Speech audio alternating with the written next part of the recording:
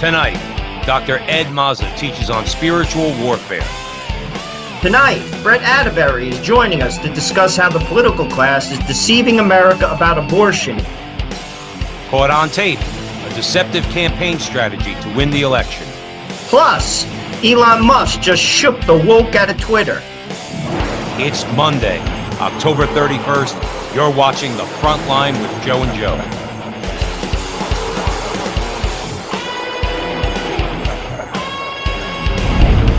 Frontline with Joe and Joe Pasillo and Joe Resinello. We are going into the breach, brothers and sisters, on the Crusade Channel, always on air and always online at crusadechannel.com, the last live radio station standing.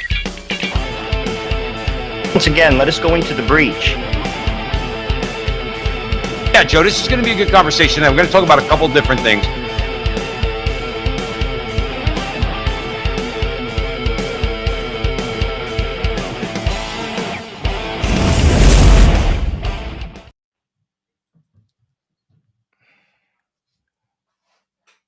Hello again, everyone, and welcome back to the Frontline with Joe and Joe Pasillo, as always, joined by Joe Resinello, and we are going into the breach on the Crusade Channel, always on air and always online at crusadechannel.com, the last live radio station standing. Joe, since the beginning of our show, since we started venturing into this breach, I've always said, when you survey the landscape, it's like for guys like us who just love to talk, in Italian, they call us chiacchierones. We just want to talk, all right?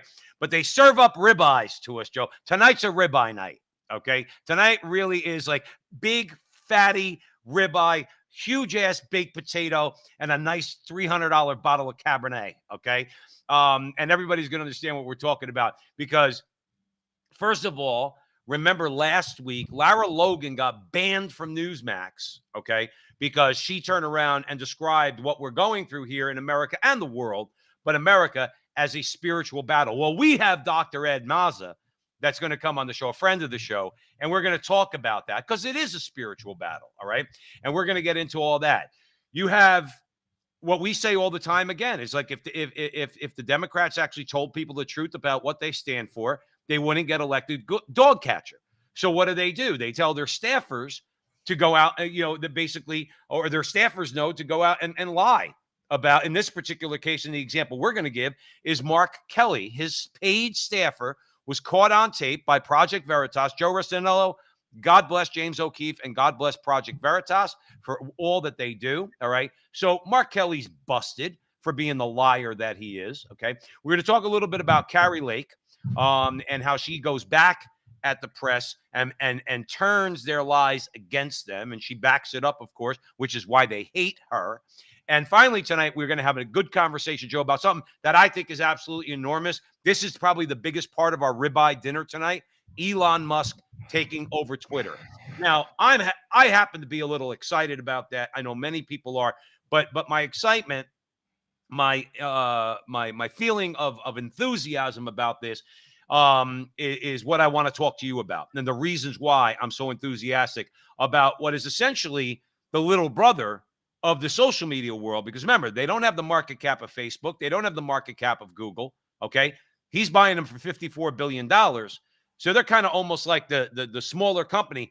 But this is a big move. We're going to get into that. So welcome all, and thank you all for joining us here. Remember, wherever you find Joe and I, wherever you see Joe and I, right now we're primarily on YouTube. I mean, after what I just said, Joe, we're exploring Rumble. We are on Rumble, and anybody watching us on Rumble, welcome to the Frontline with Joe and Joe. If anywhere you find us, please help us out. Like, subscribe, share, leave a comment, do all that fun stuff. We feel like we have something to say. We have a pretty good audience, all right? And our audience thinks we have something to say. We're excited to be here all the time. So having said that, we're going to jump in right now. We're going to bring in Dr. Ed Mazza, okay? Because we're going to talk about spiritual warfare. If anybody, Joe Resinello, denies that this is a spiritual battle, I think their head's in the sand, or they're blinded by probably by politics, okay? So Dr. Ed Mazza, for those of you who don't know, he's been on our show. If you go to our YouTube page, you'll find at least a couple of interviews we've had with Dr. Mazza. He's a full professor of history at Azusa Pacific University in LA, where he taught, he's a former full professor, where he taught ancient, medieval, and Renaissance Reformation history. Mazza is the author of The Scholastics and the Jews by Angelico Press. In addition, he's produced teaching videos shot in Athens, Ephesus, Istanbul, Palermo, Naples, Venice, and Rome. I wish I could travel like Dr. Mazza. Just want to throw that out there to you. And he is also the organizer of Christ Among the Medieval Mendicants, a 2013 conference commemorating the 750th anniversary of the Barcelona debate and the institution of the Feast of Corpus Christi. There's so much more to say about Dr. Mazza, but we only have him for a short time. So let me welcome him in. Dr. Edmund Mazza, welcome back to the Front Line with Joe and Joe. Oh, thank you, gentlemen. I guess you wanted somebody scary for Halloween. No, you're great. You're Italian. You're from Ozone Park. That's scary enough, Ed. Well, listen, if you went and talked about spiritual battle on Newsmax, if they were to have you there, guess what? You are scary. They would ban you because they banned Lara Logan. So Wow. That's what we're going to talk about in a more substantive way than that. But I think it speaks volumes about what's going on out there. So with that, we're going to talk about the spiritual battle. Joe Resinello, I'm going to hand it over to you. Dr. Ed, as Joe said, I mean, sadly, some Catholics are downplaying the perils of all things evil. Many people don't believe in the devil. Many people don't believe in the reality of hell. How best can Catholics witness to this spiritual battle? Because it is a spiritual battle, as Joe P. said. Well, that's the first thing. Folks have to realize that we are in a battle, that we are the church militant. And as St. Paul says, we're not battling against flesh and blood. We're battling against the principalities and the powers in the other dimension, right? We're dealing with evil spirits and the devil. And now for people who think that that's ridiculous, or that's, Dana Carvey playing the church lady on Saturday Night Live, or if you're a little older, you might remember Flip Wilson used to play a character called Geraldine. She used to say, "The devil made me do it." But it's right there in the Catechism of the Catholic Church, right? It says, quote, "The whole of man's history has been the story of dour combat with the powers of evil." Yeah, stretching, so our Lord tells us, from the very dawn of history until the last day. And then just to finish the quote, the Catechism says, "Finding himself in the midst of the battlefield, man has to struggle to do what is right, and it is at great cost to himself, and aided by God's grace that he succeeds in achieving his own inner integrity." So we have it in Scripture, we have it in the magisterium of the Catholic Church, and now it's time for us to all realize that and be cognizant of that. Well, Dr. Edmund Mazza is joining us here at the Front Line with Joe and Joe on the Crusade Channel. Let me ask you this. A large portion of our audience look at Joe and I as being mainly political and cultural commentators. They might be saying to themselves, why are you guys talking about the spiritual battle? I would put forth, and I'm going to throw it right back to you, Dr. Mazza, because the spiritual battle plays itself out through politics and culture, period, exclamation point. Okay. I always quote that at the Front Line with Joe and Joe, Catechism, I believe it's 409. Okay, because that is Marx said that all of human history is a history of class struggle. Okay, the feminists say that all of human history is a struggle between or is a matter of oppressing women. The Catholic Church, as always, has it right. No. This is a spiritual battle manifesting itself through our politics and culture. Tell me if I'm off, Dr. Mazza. No, like you said, Marx agreed that we're involved in a battle. I mean, obviously, he's on the wrong side of that. And you guys are probably conversant with the 19th century philosopher Friedrich Nietzsche, who was a bit of an antichrist figure. He's famous for the quote, "God is dead." Let me give you a quote from him. "The two opposing values have fought a terrible battle for thousands of years on earth. And although Christianity has been dominant for a long time, there is still no lack of places where the battle remains undecided." And he goes on to say that there's no greater battle, there's no greater event in history than this battle. Rome against Judea, Judea against Rome. And by Rome, he means pagan Rome, because Friedrich Nietzsche was a guy who wanted to return to paganism. And he blamed Christianity for being a Jewish religion that promotes the widows and the orphans and the handicapped. And he was like, a lot of the Nazis were into his ideology because he talked about the Superman, and that's total paganism and the occult and all this stuff that we got going on today that we're trying to deal with. But I'm very happy you guys have me on, because I'd like to let the folks know I'm offering an online course this fall. A week from tomorrow, we start our second class, and it's on spiritual warfare, good versus evil. It's a 12-week course.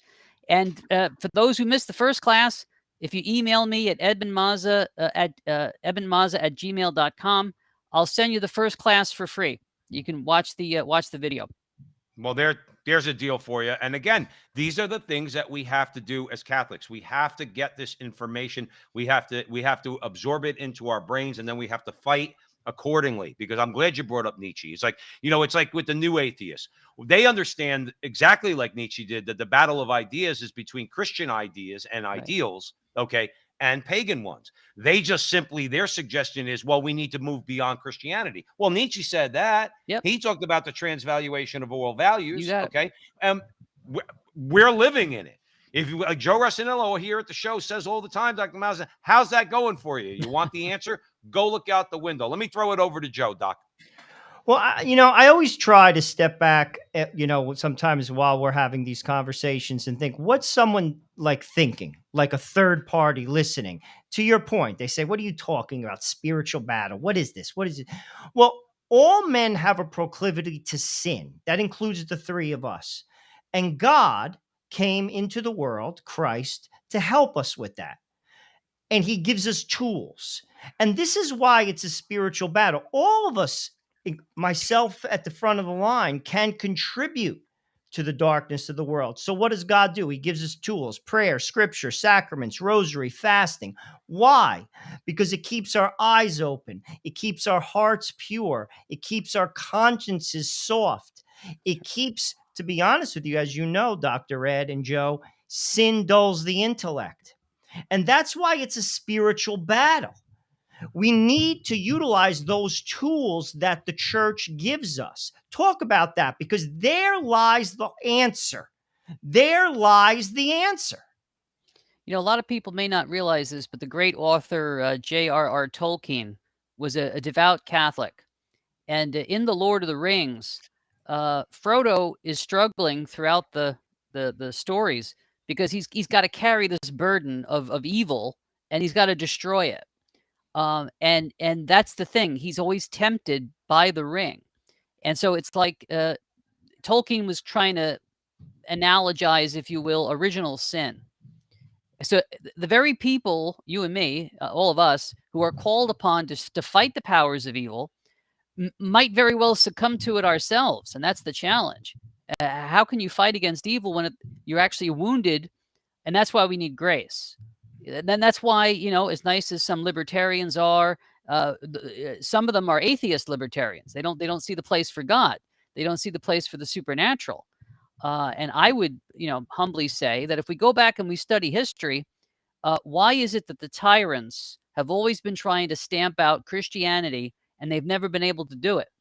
Because the more you create martyrs, that's the seed of the church. The blood of the martyrs is the seed of the church. And so whether we're talking about the Roman Emperor Nero, whether we're talking about the French Revolution, whether we're talking about the communists, the atheists and the pagans have always been trying to stamp out the light, and that's Jesus Christ, and his body is the Catholic Church. So the church gives us the weapons that we need. Like you were saying, Joe, the rosary, the brown scapular. These are things that we need to use and utilize, because we're in a war where there are higher intellects than our own that are at work here, the fallen angels. So we need the St. Michael prayer. We need to stay in a state of grace, first of all. So we need to get to confession and confess all our mortal sins. So you got to, as St. Paul says, you got to put on the armor of faith. You got to have the sword of the Spirit. You got to be in this thing. Dr. Edmund Moz is joining us here at the Frontline with Joe and Joe on the Crusade Channel. Doc, I want to talk, because some people might think, that when we talk about the enemy, you mentioned Ephesians 6, okay? We are not fighting against flesh and blood, all right? I've prayed in front of abortion clinics where the other side is right up in your face, mocking, yelling, screaming, all shrill and everything else. Talk about the need as Catholics to remember that those people are not our enemies, that those people are lost, they're blinded, maybe wounded, maybe deep in sin. Many of whom are probably Catholic and never have gone to confession, whatever it might be. Talk about the need to not react like the enemy does, okay, with any sort of, let's say, aggressiveness. And remember that we need to pray for these people and pray for their conversion, that we're not wrestling against them. Maybe the organization Planned Parenthood we are, okay? But the individual people many times are just wounded, hurt people, and they lash out. Talk about the need to remember that as Catholic, that's our MO. We pray for our enemies because the guy who rose from the dead told us to. That's it. We call ourselves Christians, which means we follow the example of the Master, Christ. And what did Christ say? He said that there are certain demons that only come out through prayer and fasting. So Our Lady of Fatima asked the little children, are you willing to offer up your sufferings for the sake of saving souls from hell, from going to hell? And they were little kids under the age of 13, right? Right. Francisco had to say many rosaries in order to get to heaven. That scares me sometimes. But yeah, our Lord was compassionate, and he exorcised the demons from people. Then the people were free; they were liberated. And when he was on the cross, he said, "Father, forgive them, for they do not know what they're doing."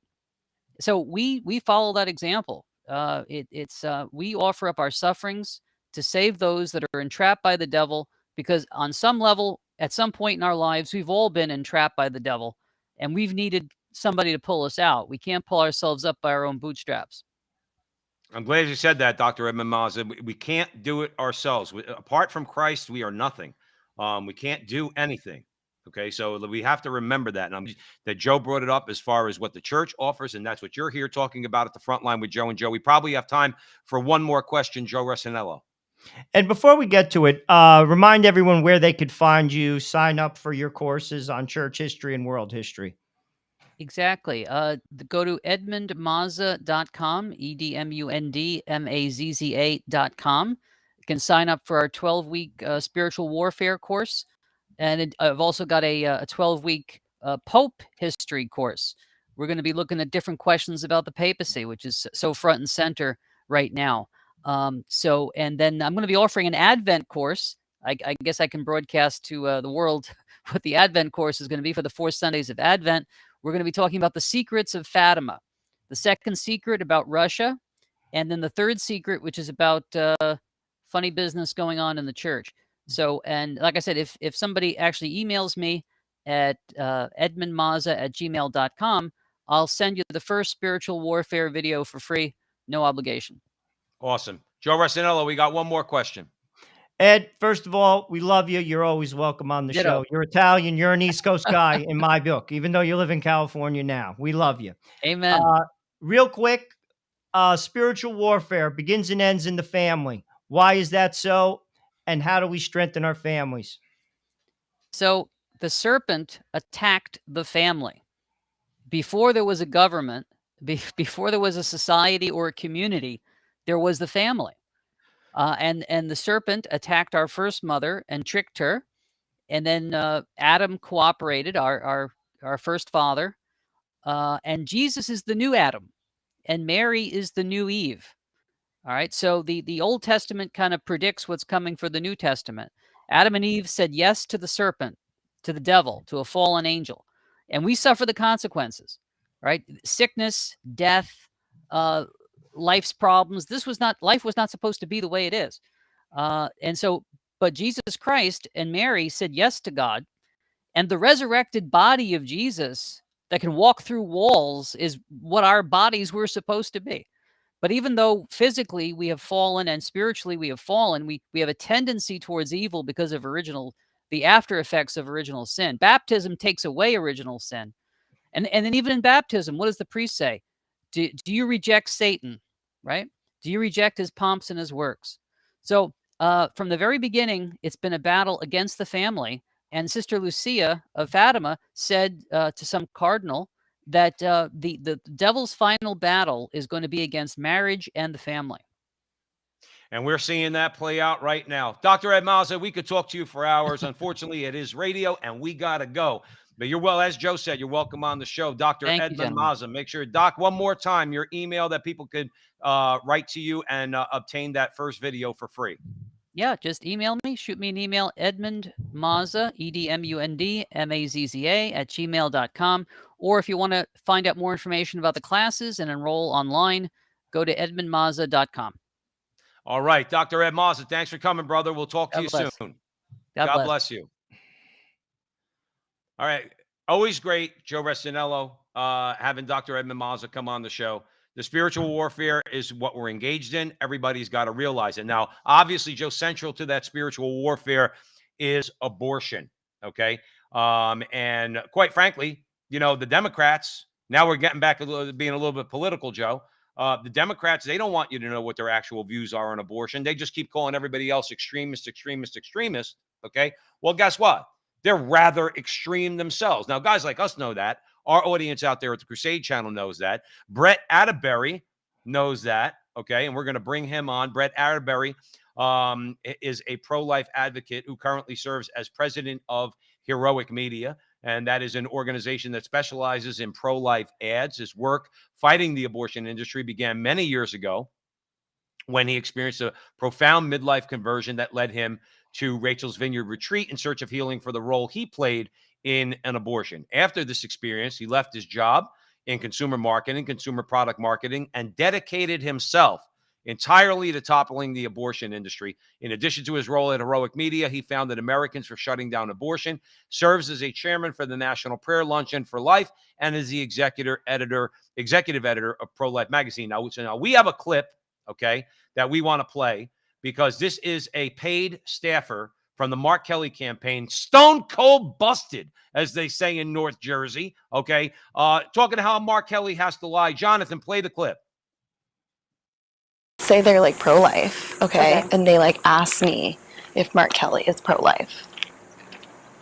Yes. Say yes? I would say Mark Kelly is pro-life, but also pro keeping the government out of our health care. Okay. I don't know, something stupid like that. Even though he's not pro-life. Oh, absolutely, he's not pro-life.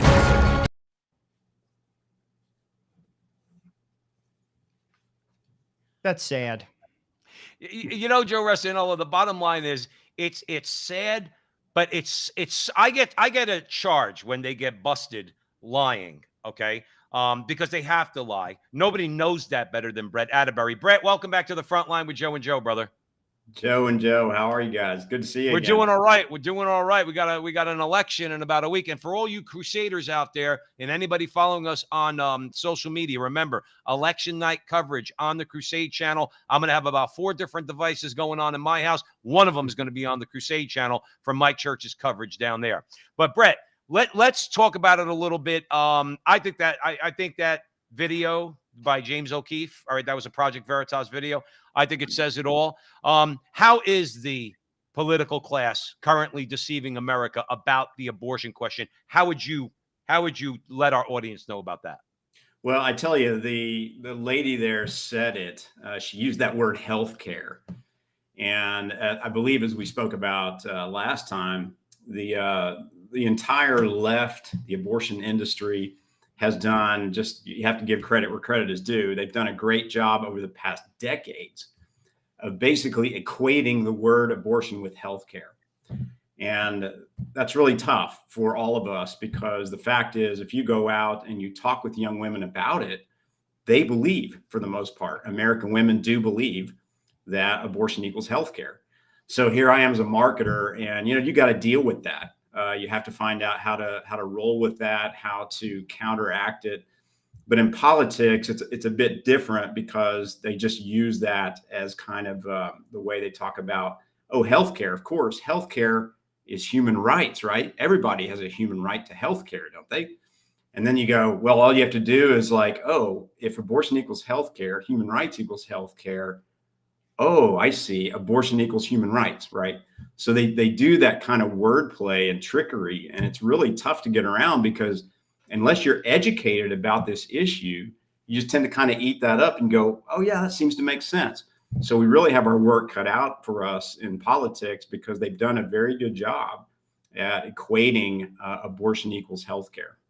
Well, their master is the father of lies, and man, Absolutely. does he lie really, really well. He sells those lies better than anybody in history. Okay. Yeah, and Um, when you tell most people that don't really think about it and work with it, we're all educated, so we talk about the truth with the capital T. But when most people hear the word rights and freedoms, they can't distinguish between freedoms and license, right? So when it comes to abortion or any other kind of thing that is just an egregious affront against another human being, it's not a freedom, Joe and Joe, if I just walk over and out of the blue, just smack you in the face, right? That's not a freedom. That's taking license, right? And it's so interesting that if I give an example like that, almost anybody would say, well, of course. But if I start talking about abortion, they go, oh, wait a second. No, that's a freedom I should have. We're like, well, hold on a second, because clearly that hurts. It leads to the death of another human being. That's not a freedom. When you talk about truth with a capital T, freedom can never be used to do wrong against another individual. Yet people get confused about that, and they don't realize they're not, in the case of abortion, they're not talking about freedom, they're talking about license. Well, I think that's why what we're doing here, what many are doing, Mike Church at the Crusade Channel, what you're doing, that's why we just have to keep making our voices heard so that people hear the truth of these things, an authentic definition of freedom, let's say, and all of the things that will help to turn this culture around. Joe Resinello, where do you want to go? Brett, we talk to a lot of people, and to be honest, I think your message is very unique because you come at it from a businessman's perspective as a marketer. Mm. How do we take that language and basically communicate it to win the culture? Because as you said, they have done a fantastic job. They simply Yeah. have. But we have an advantage. We have the truth. Mhm. Science backs us, and so does our religion. And there are many people, and many people who aren't Catholic, they're just people of goodwill that Mhm. I think if we market the message correctly, we win the day. How do Yeah. we do that? Yeah, I don't have the exact answer yet, Joe, but I'm working on it. But here's some things that I know. Here's some things that I know. I was talking with some folks the other day, and Joe, to your point about even people that aren't necessarily religious are people of goodwill. So I'll say, for example, it's a great thing that, take young girls, for example, they're taught that they can't just do things against their friends that aren't fair to their friends. They can't hurt their friends. They should be nice to their friends. So they already have, from a very young age, kind of this moral understanding. Oh, if I can't do terrible things against my neighbor, that's a good thing for us, because at our core, that's when, so now you take a woman, she gets older, she's now in her childbearing years, and let's say she faces an unexpected pregnancy. She knows. I mean, this stuff about, oh, women think it's a clump of tissues and all that, that may have been so back in the 70s and 80s, but I'll tell you right now, almost all women who get an abortion, they know that's a baby growing inside their wombs, right? It's just that they're so afraid, and they know that option is out there, abortion, and so many times they turn to that because they just can't see like how they can work their way out of this terrible situation that they're in. But again, back to the fact that still they know in their hearts that it's wrong. They do know it, that it's morally wrong. And we can work with that. I think it's just a question of starting to work on the language. So start to use things like authentic choice. And I don't know exactly how to frame this, but like the situation I was talking about when they're young girls, that's a win-lose situation, right? I win, supposedly, I make you lose by doing something bad against you that I benefit from. Well, I think women in their hearts, they know that abortion is a win-lose situation. Clearly, the baby growing inside the womb loses, right? And nobody wants to advance their lives. Nobody seeks to pursue happiness or greatness through win-lose arrangements. We all know that we would like all of us to win. We would all like to gather together and I win, Joe, you win, Joe, you win. We all win as we're going for something. And I think that's kind of already in women's hearts. So if we can find a way to start to talk about authentic choice in healthcare, women's healthcare, where you don't have to make a win-lose kind of decision, you can make a win-win decision. And if we can start to frame it that way around women's empowerment, around authentic choice, I think we have a good chance to take back the culture. But again, this is branding, as I talked about when I was with y'all last time. This takes time. You know, it takes a lot of savvy marketing, a lot of savvy messaging, but it takes time because we have to realize that the abortion industry and Planned Parenthood leading the abortion industry has really just neurologically patterned young women to believe that abortion is healthcare, and that is an authentic choice. So we have to work to take that back, but it's going to take time. Well, I think one of the encouraging things that I see Brett Atterbury joining us here at the Frontline with Joe and Joe on the Crusade channel, you know, people try to downplay, and we're going to be talking about it after you leave us tonight, Brett, about Elon Musk taking over Twitter. Okay. Mm. Now, some people say, well, what does that have to do with anything? Because if you speak the truth about abortion, YouTube takes you down or has your video labeled misinformation. Mm-hmm. If you speak the truth about abortion, then Facebook does the same thing. Okay. Twitter did. Not no mo, as they say, okay, because now that's going to be an open platform.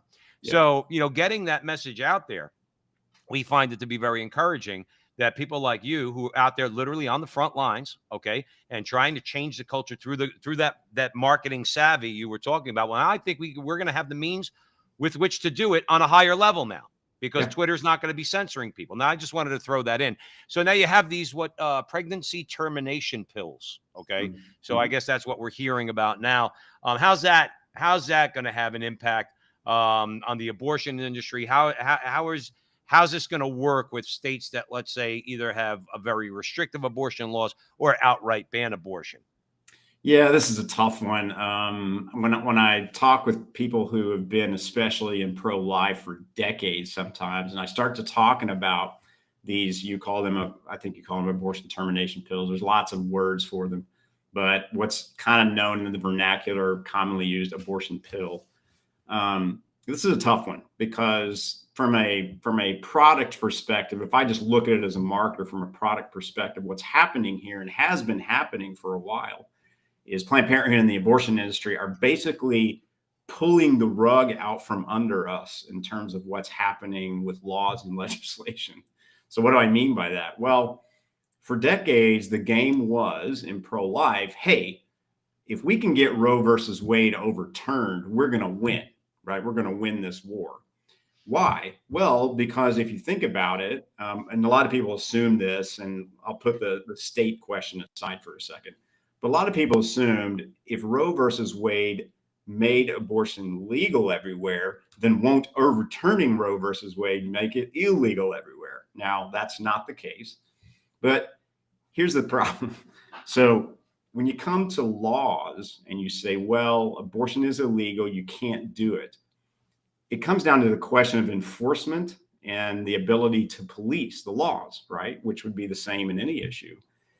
When you're talking about abortion procedures that take place in a geographic location, so inside of an abortion facility on a certain day at a certain time done by a certain person, an abortionist, that's pretty easy to police, right?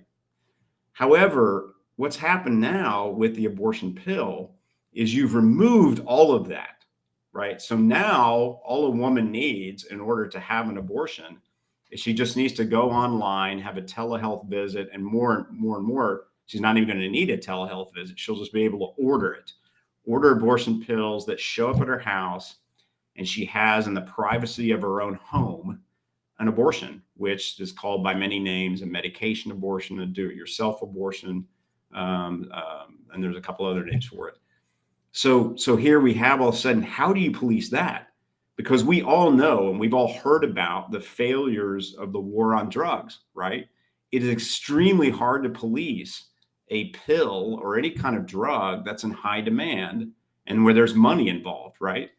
And so this is going to be very tough. And I have people say to me, well, you know, in my state, for example, in Texas, there'll be laws where you can't ship abortion pills. And my retort to that is like, when there's demand and money involved, it finds a way, especially when it's a pharmaceutical. We already know that. I'll go back to the example of the war on drugs.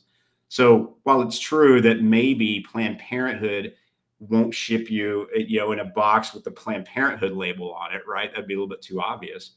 But there are other means by which they can kind of go around the system and find a way to get it into a box, and maybe it's called something else. Who knows? Those people have no problem with being deceptive and lying, right? So they'll call it something else. They'll ship it in some other kind of package. Or let's say a state like California, which will probably be distributing abortion pills out of vending machines. So Cindy here in Texas calls her friend Valerie out in California and says, hey, send me some of those. And she stuffs them inside of a little book or a little teddy bear or something like that. And there you go, right? So this is going to be extremely hard to police. And as more and more young women find out about this option, obviously the use of it's going to become more prevalent. So I'm just, this is why I think we have to work on taking back the language. We have to work on marketing. We have to have a message in women's heads of a brand, for example, that becomes their preferred brand before they face an unexpected pregnancy, so that when they do face an unexpected pregnancy, they contact that brand and not Planned Parenthood. Absolutely. Brett Atterbury is joining us here at the Frontline with Joe and Joe on the Crusade Channel, always on air and always online at crusadechannel.com. Joe Rossinello, we probably have time for one more question for Brett. Doesn't sound too safe, Brett, these pills. Just talk about the dangers real quick, and then please tell everybody where they could find you at Heroic Media and buy your book, Your Pro-Life Bottom Line. Okay. I just want to say I'm not a doctor, but some well-known risk of these pills. I'll give you an example from the work that I do. So it's relatively safe. I'm going to be very careful with that language. What maybe better said is a woman should only take the abortion pill up to about 11, maybe 12 weeks of her pregnancy. Okay.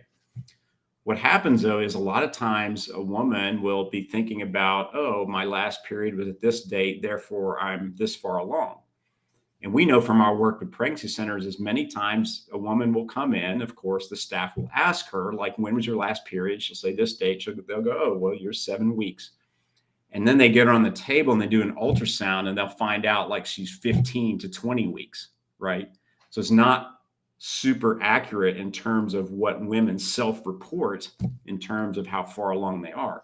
Now, if a woman takes an abortion pill and let's say she's 18 weeks pregnant, she's in trouble, right? She's going to end up at the ER. And there's already some evidence that this is happening more often, that women are coming into the ER. The challenge you have is, will the people in the hospital in the emergency room report exactly what happened? Or will they say, oh, this was some kind of miscarriage? And I think unfortunately, we don't have a lot of medical providers who are on our side in this issue. And I think what they're going to do is they're basically going to be deceptive and not be honest about it and not report exactly what happened, is to say, oh, she came in, she had a miscarriage, and then that was it. Right, so right. You could already see that happening, Brett. Just like they've lied for the last 50 years. They're going to. I don't understand, or maybe like when you think about the Laura in the chat room says so evil. It's just the way they promote baby killing is like, and they do it. It's become a sacrament to them. It's blood sacrifice. That's why, when I say that abortion is Satan's crown jewel, I mean it. It's like these people, this is a sacrament. It truly is like the pagans of old, like blood sacrifice. It's disgusting. It's incredibly evil. And we really have our work cut out for us because they are not going to give up on this. This is a big deal to them. That's right. Brett, where can people buy your book? Your book is Your Pro-Life Bottom Line. All right. Your organization is Heroic Media. Tell our audience where they can find out more about you and perhaps buy your book. So they can find it at my website at brettatterbury.com. That's BRETTATTEBERY.com. Or you can just look for Your Pro-Life Bottom Line on Amazon.com. All right. Awesome. Brett, you're a friend of the show. We love having you on and mixing it up. And I'm sure we'll be speaking soon, my friend. Awesome. Thank you, Joe and Joe. Appreciate it. You got it, Brett. So yeah, Joe, I mean, that's the thing. I mean, obviously, we always talk about the need for patience. Okay. We have to be patient. When we're fighting this spiritual battle. We have to and we have to do things right. And Brett's doing that. It's a slow slog. Remember, Roe versus Wade was the law of the land for 50 years, just about 50 years. That's a long time. That's a lifetime. That's our lifetimes, essentially. So we really gotta, we have to support the organizations like Brett's that are out there. All the social media guys, all the radio broadcasters, all the podcasters, Mike Church on the Crusade channel, all of us, just to keep getting the message out there, and then pray and keep speaking the truth. Pray and keep speaking the truth. That's, I think, the best way to go about it, and do whatever we can. Now, speaking of the truth and the media, okay, and we're going to talk about how the Joe Resinello, the media really needs to have its comeuppance, hopefully soon, okay? But in the meantime, it's good that people are pointing out not just the mainstream media, but also social media, the way they try to call people liars. They lie about people while they themselves are lying. Carrie Lake had a very good response. And I think you wanted to talk about it because she loves, and this is what I love about her, and I'm proud that I'm going to cast my vote for her, Joe. I really am. I'm not usually very proud of my vote. I'm going to be proud of my vote for Carrie Lake on election night for governor of Arizona. But this is one of the reasons why, and I'm going to hand it over to you. Well, last week, there was a break-in into Lake's headquarters. Well, no. It was a break-in into her rival's headquarters. Forgive me, Katie Hobbs. And basically, they're insinuating that, it plays into the domestic terrorist narrative. The person who did this has been arrested. Also, there has been no political motive tied to the crime.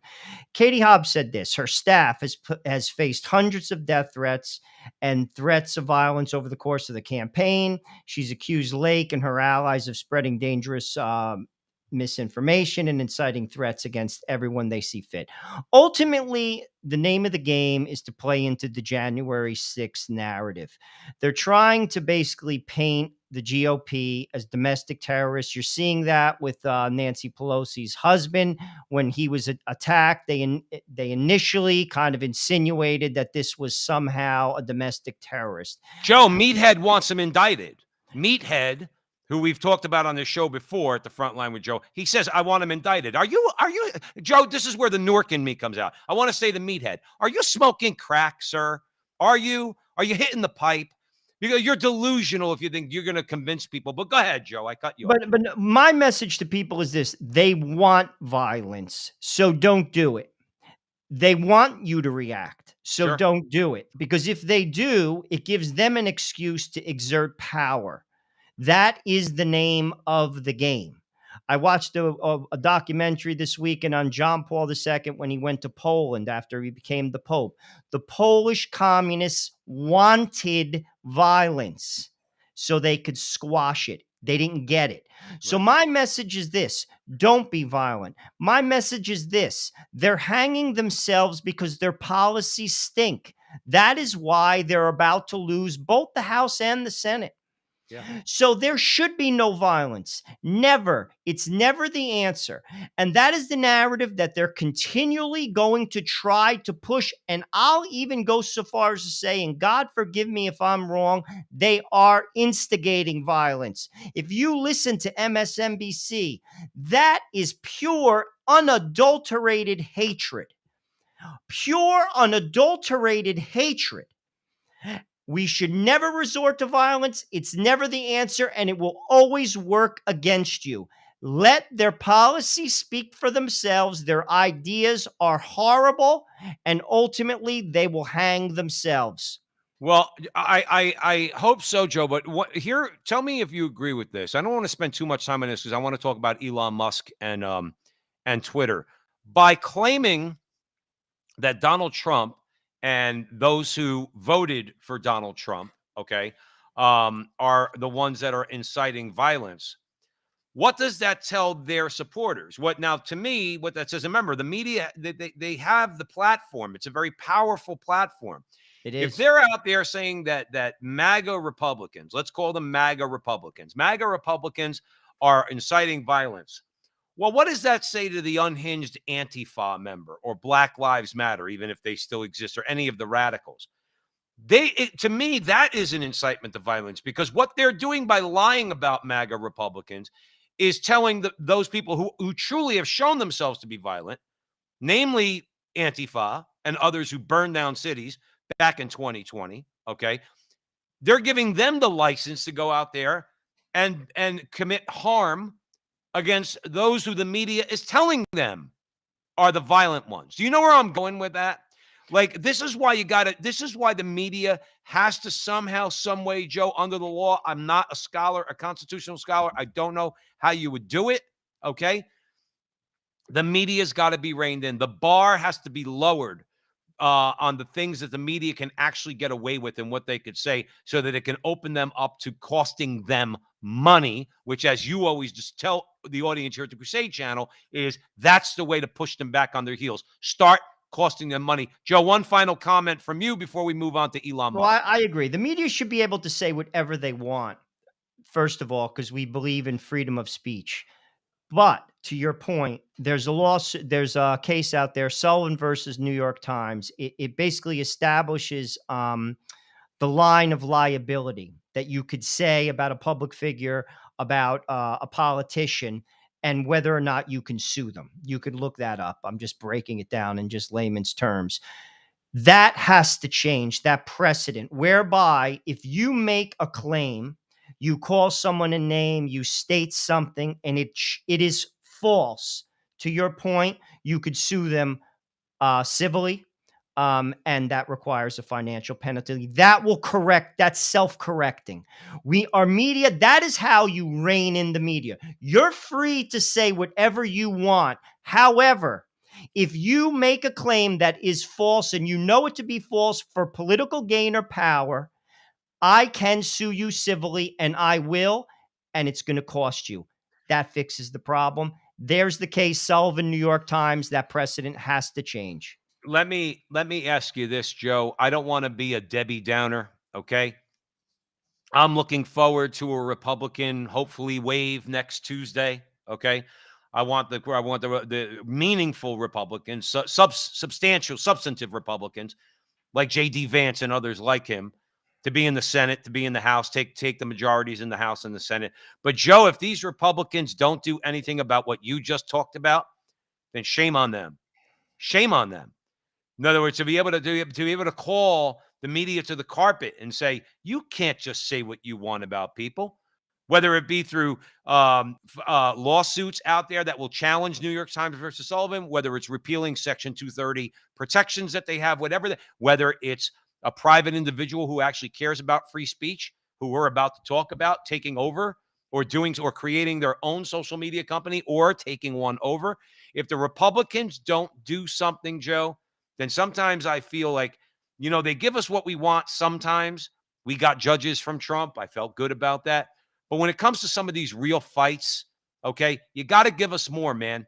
You know what's going on in the culture. You know what's going on in the politics. You have to give us more. And reining in the media by taking away Section 230 protection or whatever the case might be is something these Republicans are going to need to do. Now, along those lines, Joe Resinello, I'll let you make your comment, Joe. I want to play a clip.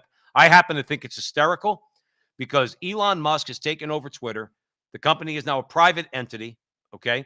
And the first thing he did, he cleaned house. Jonathan Ross, I think we have a clip.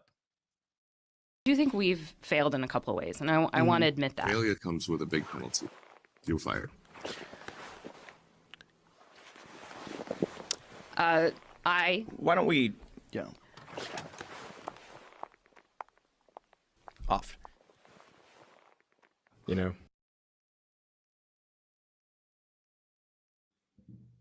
Joe, I'm sorry, that's hysterical. And her name, by the way, is Vijaya Gadde. And what was the CEO's name? Paresh Agarwal, I believe. Okay. Out. Escorted out of the building. Okay. Elon Musk's first day. The corporate attorney. All right. Out. See you later. Okay. Elon Musk is shaking it up. He's just taken $54 billion, bought Twitter, And that, Joe, I'm telling you, some people say, well, it's a bad investment for him because automatically he's going to lose $18 billion. He's going to decrease his. Joe, he doesn't care. You know why? If he does what he wants, if he does what he intends to do, okay, I'm telling you right now, Twitter is going to gain much more of a following and start to gain very, very heavily in the social media as far as their market share is concerned, because people are going to feel confident, like Frontline with Joe and Joe and others out there, that when you post something on Twitter, their algorithm is not going to shut you down. I am applauding this transaction, and I think it's going to be a good thing because free speech, which is fundamental, all right, is going to be nurtured on Twitter moving forward. Joe Rossinello, what say you? Well, I have a number of things to say. First and foremost, it's a step in the right direction. Musk is a self-described free speech abolitionist. That's his words, not mine. It is a step in the right direction, unquestionably. Free speech absolutist, I think he said. Absolutist. My bad. I'm sorry. With that said, though, he has some hurdles, and I'm going to note a number of them. First and foremost, he has advertisers. This is what he stated, Elon Musk, in a letter to his advertisers. Twitter obviously cannot become a free-for-all hellscape where anything can be said with no consequences. In order for him to be successful as a businessman, he needs advertisers. He knows that. He also knows that people will pull the plug. I say this all the time. The answer to move the dial is financial leverage. They use it, and they will use it against them. I've also read on Twitter from him that said that he is going to establish a council of people of all different views who will monitor what goes in Twitter and what does not. I'm just telling you some facts.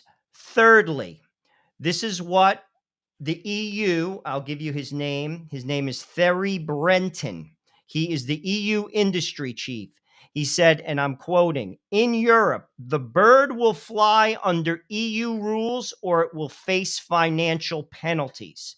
So what I'm saying is this: we cannot think that this is going to be a free-for-all, because it's not going to be. Elon Musk is a businessman. He wants to make money. He did not buy this to not make money. And the powers that be are going to come after this man like hell unleashed. And I just named two. And believe it. So, are we going in the right direction? Absolutely. Is it something that's going to improve the landscape of free speech? Absolutely. But to use his own words to his advertisers, this will not be a free-for-all, and it won't. Don't Well, expect Joe, it to be. let me ask you this. Okay, you wanna shut down Black Lives Matter? Okay, you want to shut down Antifa? Hey, you want to shut down some right-wing groups? Okay, go ahead. I don't care. Here's what I don't want. When I believe that there's evidence, because I have eyes to see and ears to hear, that there might have been some irregularities. Let me be generous for a second, okay? During the 2020 election, I don't want to get shut down. That's something you have to argue with in a public place. I'm not a Nazi. I'm not a communist. I'm not inciting hatred or violence towards anybody. I'm expressing my view in a public forum, okay? You got a problem with it? Argue with it. Those are the things that I want said. On abortion, we talked about it with Brett Atterbury, okay? I don't want to hear that there's abortion misinformation. We as Catholics have a voice and a perspective on abortion that we want to be known, and we don't want you telling us that what we're saying is misinformation, because it's not, because everything we say is the truth on the matter of abortion. Everything Planned Parenthood says is a lie when it comes to abortion. Don't accuse me of misinformation and take down my page. Don't ban me. See, those are the things that I'm hoping Elon Musk is not going to mess with. And if the EU does, then we need to have a strong government in place, okay, here, that tells the that basically tells the EU, back off. Back off. You Italians, you Germans, all you oligarchs in the EU.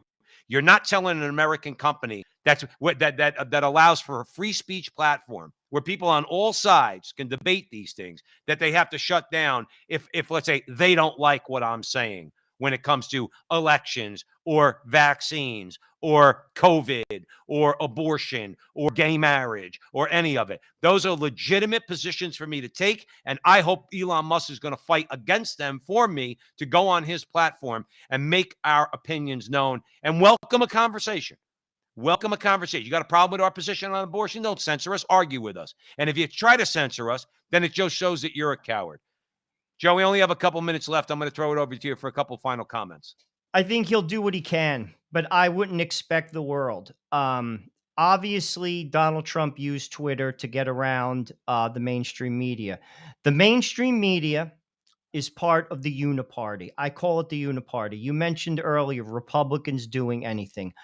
The elites run everything in the world, and they lean left, Joe, and they provide the financial resources to make the ball roll. And that's why Mitch McConnell does nothing, because he knows where his line is. And that is what the majority of the Republicans do. They are Republican until the people who give them money tell them they can't be. And until America returns back to the people and throws special interests out of government, expect nothing. Expect nothing. The voices like Elon Musk, like J.D. Vance, like Rick Kelly in Florida will be attacked by the powers of hell themselves. Mm-hmm. And we have seen this. The weight of the world came after Donald Trump because people don't give you power. Power is taken. And people who are powerful aren't giving it up, particularly to people. And they will do everything they can, and they have the means to do it. And until this country throws out special interests, if you're expecting political gains, we'll see small ones. Answers to the big questions are not going to be resolved because the powers that be that fund everything, and we covered this when we did the BlackRock story, they cover both liberal and conservative media. They own it all, will not permit the Republicans to do anything. Well, one good step, Joe. And that it's a step in the direction. I'm not a Debbie Downer, but I am a realist. And he is not buying this company. He's buying it, I believe, because he believes in free speech, but he wants to make money. And if he wants to make money, believe me, they're going to put a leash on him to a degree. Well, Joe, let's see what happens. You make a great point. You said Rick Kelly. I think you meant Rick Scott. Scott, Okay, my yeah. bad. I'm sorry. And one thing I would tell you is this, and we'll leave the audience at the Crusade channel with this. Next week, and I'll say it again, I applaud Mitch McConnell for standing behind Trump judges, for rallying the Republicans to vote for those judges, that the Republicans did not back down in the face of the shrill voices from the left. Mitch McConnell's got to go. I want the Republicans to take the Senate, Blake Masters, J.D. Vance, okay, and others. Take the Senate, and the first order of business, have a vote on the Senate Majority Leader. Mitch McConnell's got to go. And I would prefer Rick Scott. At least at this point, I would prefer Rick Scott. Oh, without a doubt. Mitch McConnell's got to go. He can't pull the strings anymore. I think we'll have a lot more teeth. Joe Rossinello, I think this is a phenomenal show. Great guests. Dr. Edmund Mazza, Brett Atterbury. Great topics on the Crusade channel. Always on air and always online at crusadechannel.com. The last live radio station standing. Please, I encourage you all. Next week is Election Day. Go on crusadechannel.com and avail yourself of Election Day coverage. Mike Church, Rick Barrett, the whole lineup there. Okay, they're going to be covering it. I have many devices in my home, and I know at least one of them is going to be on the Crusade channel. Same with Joe Rossinello. So we want to thank you all for joining us for this very important conversation. Remember, wherever you see Joe and I on social media, like, subscribe, share, do all that fun stuff, particularly on Rumble. We're trying to build up our Rumble audience. Find us on Rumble and like us, okay? But wherever you are, help us out. And remember, until the next time, that our conversation is your conversation, and that conversation is going on everywhere. We'll talk to you soon. Securing your data privacy is more important than ever. Start your free privacy scan and see how much of your data is being sold on the internet.